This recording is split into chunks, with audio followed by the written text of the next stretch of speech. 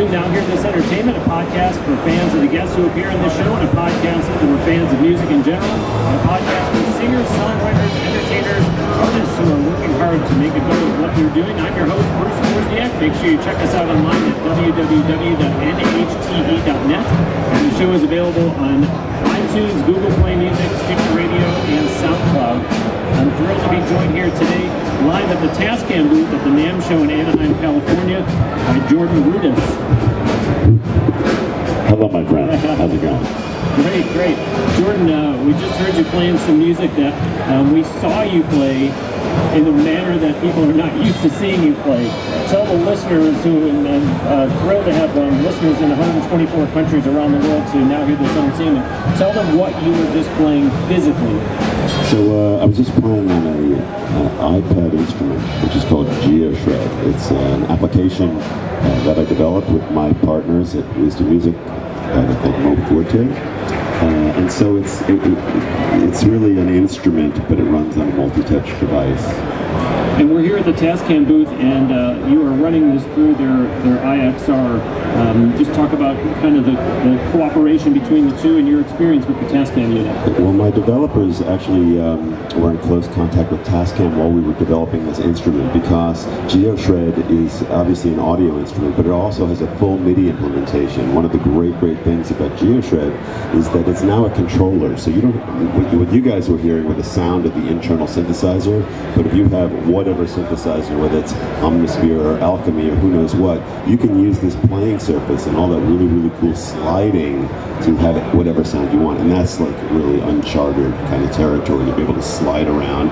And it's all like you can slide in different directions and do the whole kind of what they call MPE MIDI, but in a really unique way, which is my kind of invention, this playing surface, which lets you get around on a multi-touch device and be expressive. And when you were playing it, you sounded, if people were walking around and they didn't see, they would think someone's over here playing a guitar.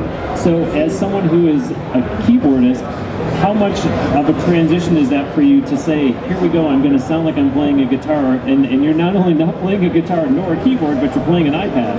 Well, I mean, playing leads in general, whether it's on a keyboard or a guitar, is all very familiar kind of territory to me. First of all, I do play some guitar, so I have that background. Although I haven't played a lot in recent years, probably because I have GeoShred now. So, but on the keyboard I play a lot of leads. But the beautiful thing about this is that GeoShred not only can shred leads, it happens to be like probably my favorite thing to do on it, but it's got a wide variety of cool sounds all over the map. I made like 100 different patches that do all kinds of amazing things. But the whole thing is based on physical guitar modeling. So what that basically means is you have access to all the things. Like you can decide what kind of strings, where is the bridge, what kind of bridge is it. You can move those parameters around very fast and in interesting ways to create textures that you couldn't really get out of a guitar. So it is a different instrument, but as far as the expression and the organic nature of it, it can behave like a guitar. Yeah, so for those of you listening, do go and look for the GeoShred app, and I'm looking at it right now on Jordan's iPad, and it says piano, guitar, slide, a lot of the very things that he's referring to. A long way from second grade, when your teacher told you to take piano lessons, and you probably never thought, these teachers, they all have advice for me, and look at what it's turned into for you, not only with Dream Theater, but now doing this too. A very funny, I'll tell the story quickly, is that about 10 years ago when the iPhone first came out, I had a very preliminary little piece of software that had a horrible sound and terrible graphics. But I was holding it in my hand, and I was moving my finger around it, and I thought, there's something here, there's some really cool thing. And my wife was listening to it, and she was saying, what are you doing? That sounds terrible. Why are you playing with that little device when we have this beautiful new Steinway Grand in the other room that we just bought? I was like, no, it's okay, honey, I got something in my mind here. She was like, well, you're absolutely out of your mind. That year I released MorphWiz, which was the Billboard Award winner app for that, for that time period. And she looked at me and says, okay, so you were right this time. You said, can I get you, can I record you saying that? It's probably a few in between. Right, exactly. Those of you that don't know Jordan's background, at the ripe old age of 9 years old at the Juilliard School of Music, unbelievable. It was a crazy time. I entered this school after having 2 years of piano lessons with more like local teachers, and there were all these kids around me, also Juilliard preparatory people who were like writing operas and doing like the most. I was pretty good at the piano, but the kids around me were like a little bit. The whole scene was a little bit frightening. Who is this kid? So we want to remind everyone, obviously, to look for GeoShred, the app, but also find Jordan online at www.jordanrudess.com, and then he's on Facebook, Twitter, and Instagram. Be sure that you're checking out Now Hear This Entertainment on Facebook, YouTube, Twitter, and Instagram. We talked before we went on the air to record this, that obviously there's going to be some discussion about Dream Theater, and you were just telling everyone here that the band is going to be touring extensively in Europe. That's right. We're ready to embark on our next tour. I get home from NAMM and all this madness, and hopefully, well, I have no choice. I'm getting on a plane to Europe, and we'll start touring, starting in Italy, ending in Finland, I think. Wow, outstanding. So, as I mentioned, Now Hear This Entertainment will be 3 years old in February, and we've gotten listeners from 124 countries around the world. So those of you who are listening to this episode from within Europe, make sure you're looking online to see where and when you can go see Dream Theater, who was first called Majesty. That's right. When the first release came out. For those that are not at Dream Theater aficionados, why was the name changed from Majesty to Dream Theater? Oh, well, there was a lot of changes in those days. They were ready to try to make it big, and something that was a little cooler. Did you ever give any thought to re-releasing that first album? I don't even know how many copies you did of the first one. First of all, I was not in the group with Majesty. I've been with Dream Theater just about 19 years now. That all? That was before I was born. But has the band ever considered re-releasing the first one, even though it was called Majesty then? I'm not really sure. I think my fans probably know more about that than me. You can find it. If you go online, you can hear the albums. Well, at the beginning of those early years, it was widely felt that Rush was the big influence for Dream Theater. Are there bands nowadays that cite Dream Theater as their influence? Oh, there's tons of them. Yeah, we're running into people all the time. Young guitarists, drummers, keyboardists that really cite Dream Theater. It's such an honor. It's a responsibility. Well, what about you as a keyboard player? Are you influenced by other keyboard players, and if so, who? Yes, of course I'm influenced. One of my great keyboard heroes unfortunately passed away this last year, Keith Emerson. He was probably the biggest influence in my keyboard life after I got out of playing classical music. But in addition to him, Rick Wakeman, Patrick Moraz, Jan Hammer, all these kind of cool guys had a big influence on my musical path. And also a lot of the electronic music that's out there, like Aphex Twin, Auditor, I love Sigur Rós, and a lot of different kinds of music. But I admire you that you said it's a responsibility, because obviously, you're talking about your influences, and Dream Theater aside, as a band, you as an individual, I'm sure there are also keyboard players who come up to you and say, "You've influenced me." How does that make you feel? Nervous. It's kind of one of those, thanks, I don't know what to say, good luck, keep keyboarding. I tell them to remember to breathe. Well, in 2010, you started a software company called Wisdom Music. Just tell our listeners a little bit about that company. Yeah, so I had mentioned the story before about sitting around playing a horrible sound with horrible graphics, but moving my finger all around a multi-touch screen and feeling like there's something here.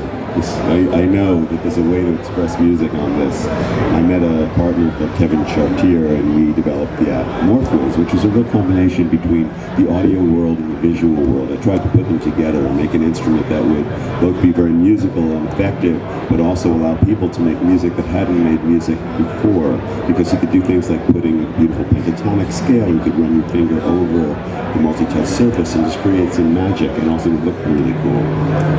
This app, this GeoShred, I'm gonna say it has unlimited potential. But what is your vision for it? Do you see this being used in an EDM sense, where there's a producer on stage and just him using this? Do you see it being used in a band setting? What is your vision as this continues to evolve? Well, actually, it's interesting. A friend of mine from Italy just sent me a really cool video of him playing with a band, and he was the GeoShred player. They were doing a cover of Hysteria by Muse, and it's awesome. It's really, really awesome. He's getting he's pulling all kinds of great sounds out of this.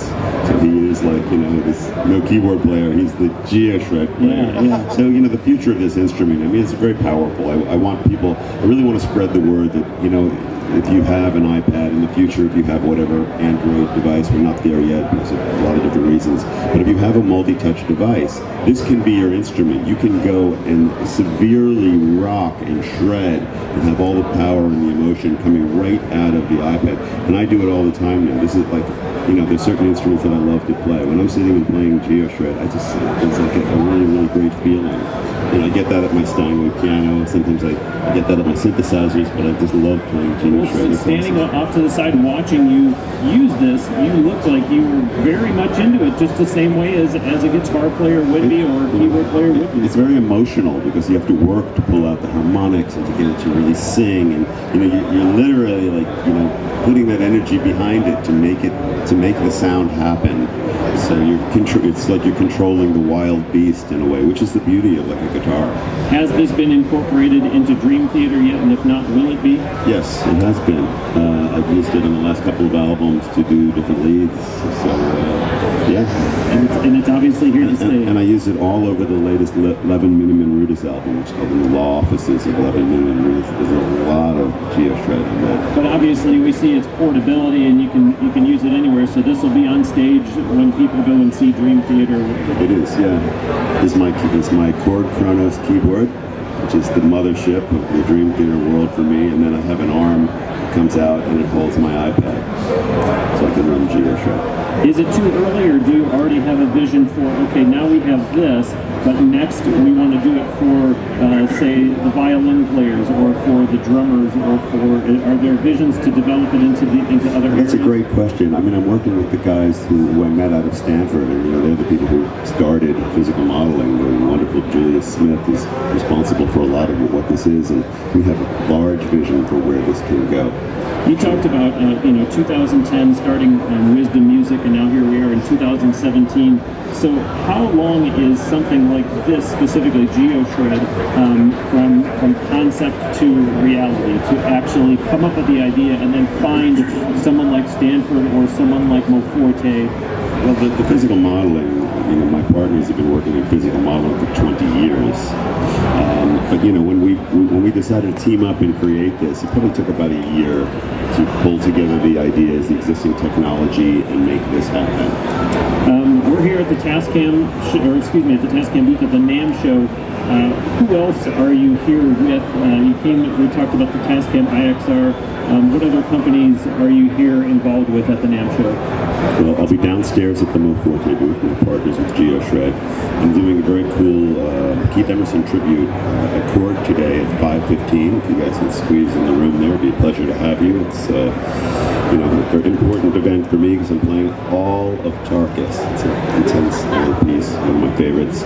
I'll be upstairs doing at the Rowley booth, doing a piece that I wrote for 3 live keyboardists and Mr. Jack Parisi on the most amazing, tiniest little. It's called the Light Pad Block. It's Rowley's new thing, and it's amazing. You got to see this guy play drums on that. So I think that Keith, is that a 2? Is it? What? Mark Wood? Mine is Rowley. Oh, I'm sorry. What time? Yes, 2. Yeah, 2 o'clock upstairs at Rowley. You'll see an extremely progressive piece that I just wrote for the keyboard players. And then I have, today I'm with Mark Wood, doing also a Keith Emerson tribute of 4 violin concourses around the area. Jordan, it interests me that so many guests that I've talked to on my show are doing so many different things. One guest said, well, this is the new economy. Nobody does just one thing. So here's Jordan Rudess of Dream Theater. Yet, today you are Jordan Rudess, who has joined with Moforte for the GeoShred, and you're talking about these other projects you're involved in. I guess it's 2 questions. Why not just Dream Theater and all these other projects? Do you agree with that? Do you feel that this is the norm, that no real musician is just doing one thing? Everybody's kind of got their hand in a bunch of different projects? Well, I think it's really smart for young musicians to be doing more than one thing just so they can keep feeding themselves. But for me, it's more about that too. But But for me, it's about the passion that I have for new instruments, for expression, for, you know, I just became like so into synthesizers when I was leaving Juilliard and getting out of the classical thing. I discovered the mini mode and how you could bend pitch and move knobs and all this kind of stuff, and other things that I won't go into at this gathering. But it led me on this path to really wanting, excuse me, to really wanting to explore new instruments and new sounds. And again, when I was playing with, you know, the first multi-touch devices, I was thinking, oh my God, there's so much potential here. So I'm kind of like an explorer just because of my passion. I play like all the new instruments. Some of them I get more attached to than others. Things like the Seaboard, I think are amazing. You know, the possibilities and the apps on the iPad are incredible. And so I just have you know, this thirst for expression and new technology. Yeah, so it sounds like you've always been fascinated by, you know, at the time, I mean, coming out of Juilliard, technology wasn't really the same as what technology is now, and I mean more so the definition than the application, but it sounds more that you also had that interest in technology then, and as technology has grown, it has just fed your desire to play with gadgets. Yeah, lately I've been exploring the VR world, which is the virtual reality thing, and actually there's some of my friends are here. You can check out the Chroma Coda booth downstairs, and he does some amazing things with the VR. He's got a VR application called the Music Room. I think it's in Hall D. Chroma Coda. You guys got to see it. It's absolutely incredible. You put on the VR goggles and you're like, you can play these cool drum sets and play these expressive instruments, and you know, that's so exciting because I really know that it's, you know, that's a great direction. It's going somewhere really important. Yeah, I see how excited you get when you talk about this. It's I am kind of so like excited. kid Oh in my the candy God. shop kind of thing. If you didn't have all these commitments, I think that you would be, I'll say it again, kid in the candy shop, running around at NAMM trying all the different If I gadgets. didn't have all these commitments, I'd be down at the VR booth, like going like this with my hand. Like, hey, yeah. Jordan, this is all fantastic stuff, and we could keep going, but I know that your time is limited. So, again, I want to thank Jordan Rudess. Make sure you check him out online at www.jordanrudess.com, and then follow him on social media. He's on Facebook, Twitter, and Instagram. And of course, the app is called GeoShred. Look for that on the iPhone and on the iPad. And again, the show is Now Hear This Entertainment. We are at www.nhte.net, and the show is available on iTunes, Google Play Music, Stitcher Radio, SoundCloud, and TuneIn Radio. I'm Bruce Wozniak, and this is Now Hear This Entertainment. Thanks, everybody.